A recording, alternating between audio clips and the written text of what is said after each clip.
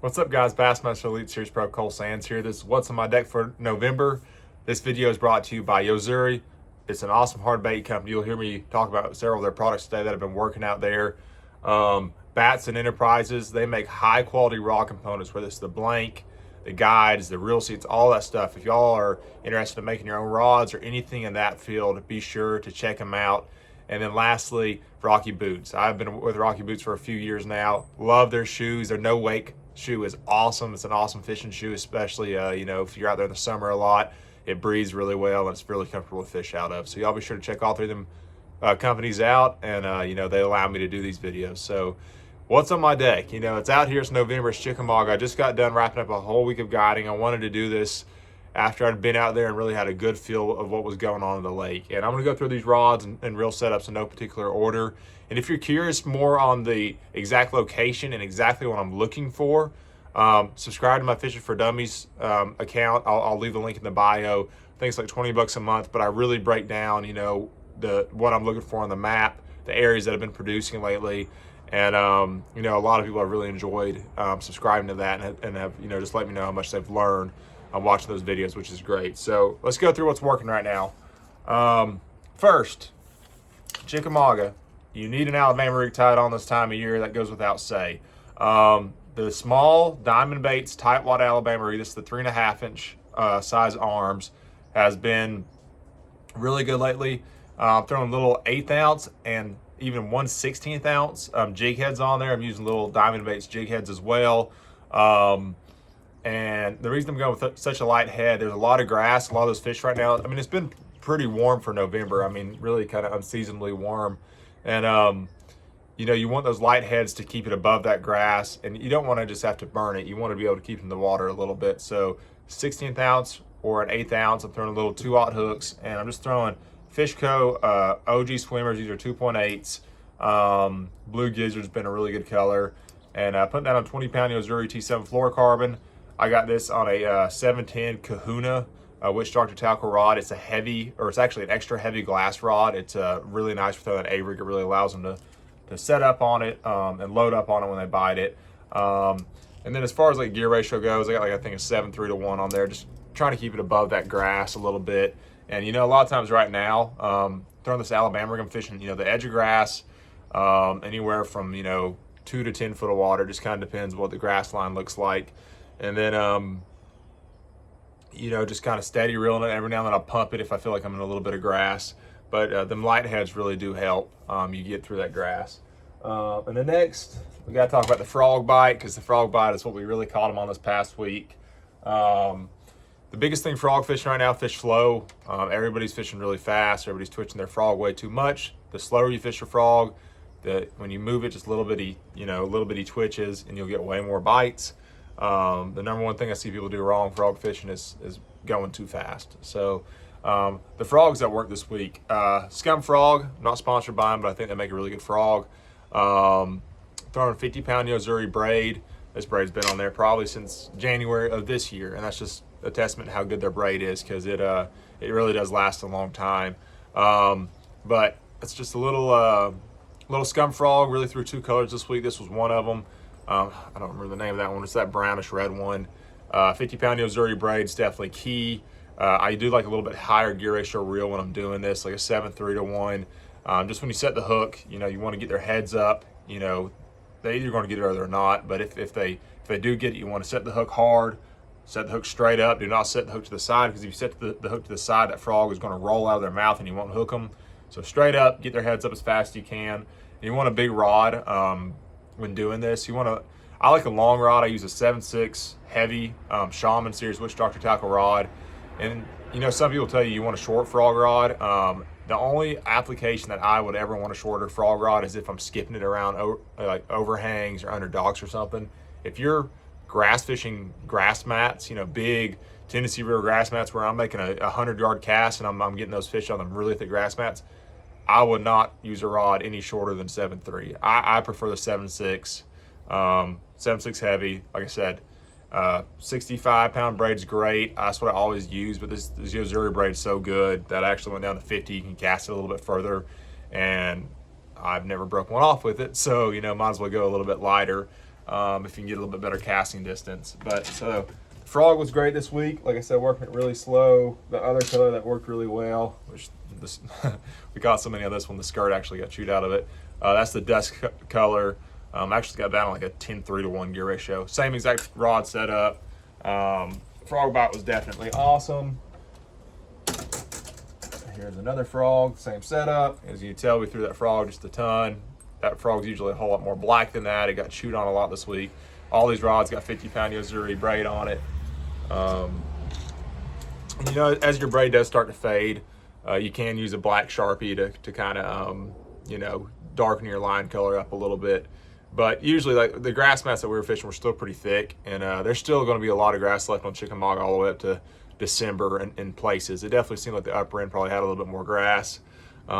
That's where we probably had our most success at, but we did catch fish on both ends of the lake this week. But if you want a frog, there's definitely a little bit more grass on the upper end. The grass on the low end is in the back of pockets more than it is main lake.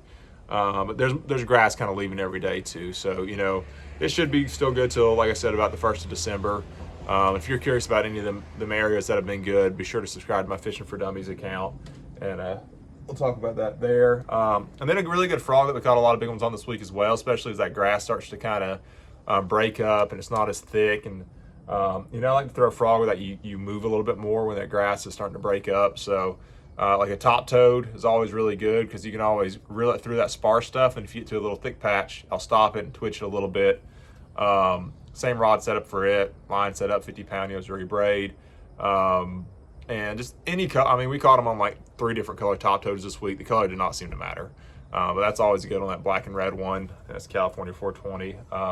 Bullfrog's a good one. I think cricket frog is another color we threw. And then just that one with that pearl belly was really good as well. So that was kind of the deal with the frog bite. Fishing slow. You know, a lot of people, I felt like they were moving too fast. We were able to go behind people all week and catch fish. And then, you know, if the grass mat was thick, I like that scum frog a lot. I do put a little bit of weight in it. You know, I don't know how much exactly, but, you know, I want that frog to sit down those mats just a little bit if they're pretty thick. And then the top toad, you know, just kind of steady retrieve where it's making that good gurgling sound, that dum, dum, dum, dum, dum, is really what you want there. Let's see. And then, you know, some places the grass was really starting to really break up and the mats weren't there anymore. But the places where there was grass mats, and you'll see this a lot in November, as those grass mats start to go away, there's still a lot of submerged and sparse grass in those areas, and them fish will stay there. Some of them fish will stay there all winter if that submerged grass will last. And where we had that whopper plopper was really good. On Chickamauga, I like the size 90. You can also go with the 110 on those windier days, and even a 130 if it's really windy. But it seems like if you're out in the main lake, you can get away with the bigger ones, or any top water, you can get away with the bigger sizes. Back in the creeks, sometimes the smaller sizes are a little bit better. Throwing down a 30-pound Yozuri braid, I threw it on straight braid, no leader or anything. And I always like the little bit more translucent colors on Chickamauga for the most part when throwing a whopper plopper. Now, right now, the water is a little bit more stained than normal. So with that being said, you can get away with more of the bone colors and white colors, but definitely caught a lot of fish on those grass bars, you know, main lake grass bars where the grass was starting to go away, covering a lot of water. And I was throwing that on a 6'10" medium heavy, or also a 7'2" is great as well. Medium heavy Witch Doctor Tackle Sermon Series rod. It's a half glass, half graphite. Any treble hook baits out there, I really like this rod because it's got a really great tip on it where the fish can load up on it and they're not going to throw it quite as easy. And then one more frog I forgot to mention. Some of the areas they were biting, you know, eating smaller bait. You see them blow up on, you know, little bitty bait fish. That's another frog we threw, just a little jackal cara with some blades on it. It's little bitty. Something that kind of mimicked a shad a little bit more. But typically, like I said, I like that black or the brown one. I was trying to find brim eaters. If you can find mats where they're eating brim in it, they're always easier to catch, and they're usually a little bit bigger. Not always bigger, but definitely they're always easier to catch. So that's why I like the black colors and the brown colors a lot, because I just think they mimic a brim a little bit better. But some of the mats that they were harder to catch, I could, you know, take that frog out and get a couple more bites. And then kind of the same deal I was doing with the main lake bars, anywhere from like 6 inches of water to 4 feet deep. And most of the frog fish we caught, I'll add as well, were in like you know, a foot of water. They were shallow. But those main lake bars, you know, 6 inches of water to 4 foot deep. And we caught a bunch on the whopper plopper, but probably the MVP of the week outside of a frog was a Yozuri pencil. And what I really like about this bait is it's super easy to walk, especially for clients who don't do it a lot. One thing I always like to do this time of year is I put a quick snap on it, just in case I want to switch sizes. I also think it helps it walk easier, or if I want to switch baits really quick. But that Yozuri 3DB pencil is such a really good bait. I think this is the 125 size. Caught him really good on it. And the bone color, like I said, the water was pretty stained. And I actually caught him really good in a couple creeks with this as well. Especially as you go like north of like Saudi Creek, they're eating bigger bait. It seems like overall, so you can get away with the bigger, you know, full size top waters. I also caught him on a clear one where the water was cleaner. That clear one is such a good top water bait that not everybody throws. Cast like a dream because it's got that weight transfer in the back. You can actually see it on that one. This clear one's actually got a lot of chrome and prism finish in it as well. Those two baits though really caught them on it. Walking it over bars, the really calm days, sunny days, that clear one's really good. Just looks super natural. And then with that water being stained in Main Lake, that bone's always just a hard one to beat. 7.2 medium heavy Sermon Series rod. That's the half glass, half graphite. It's a Witch Doctor tackle rod. And then same deal there, 40-pound Yozuri braid, or 30, it really doesn't matter. And one thing I like to do with this when throwing the pencil, I do put a little, you can see that little mono leader, it's like probably 14 inches long. I just, you know, that little mono leader helps, you know, the fish not see your line quite as well. Plus, I think the main thing it does when they blow up on it, gives you just a little bit of stretch, helps them not pull off quite as easy.